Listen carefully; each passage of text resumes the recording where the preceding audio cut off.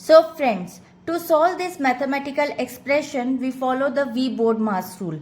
V stands for vinculum, bar, brackets of division, multiplication, addition and subtraction. Now we'll break it down this expression by the step-by-step solution. So first solve the vinculum, bar. The horizontal bar, as you can see, line over the 5 multiplied by 2. It is called a vinculum and it indicates that this operation must be performed first.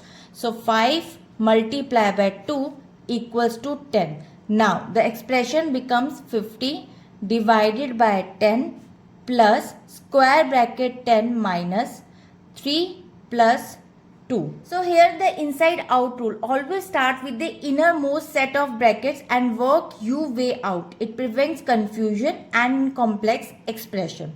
So now the second, solve for the inner parentheses. Next we address the innermost grouping symbols, which are the round brackets. So 3 plus 2 equals to 5. Now expression becomes 50 divided by 10 plus 10 minus 5. Now third step, solve for the square brackets. Now we simplify the expression inside the square brackets, which is 10 minus 5 equals to 5, and expression becomes 50 divided by 10 plus 5.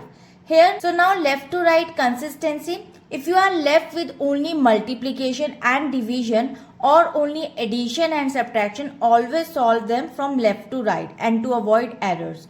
But in this expression, we find division and addition. So now the step 4, perform division between the division and addition. Now step 4, perform division. Between the division and addition, division takes place according to the order of operations. So 50 divided by 10 equals to 5.